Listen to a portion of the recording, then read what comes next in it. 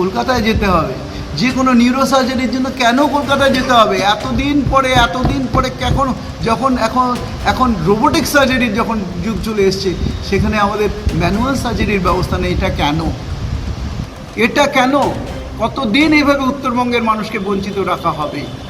এখানকার যে এতদিন এই যে আন্দোলনগুলো হয়েছিল, এমনি এত মানুষের হত্যাও হয়েছিল।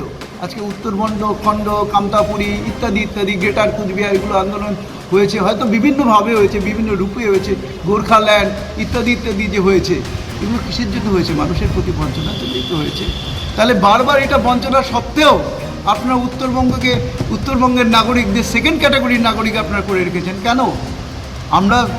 আমি সুকান্তদাকে একদম 100%, আমি অনেক জায়গায় এটা অলরেডি আলোচনা করেছি যে উত্তর পূর্ব ভারতের সাথে যদি আমাদের জিওগ্রাফিক্যাল লোকেশন যদি দেখেন, তাহলে জিওগ্রাফিক্যাল লোকেশন আমাদের লোকেশন অনুযায়ী একসাথে আমরা আছি।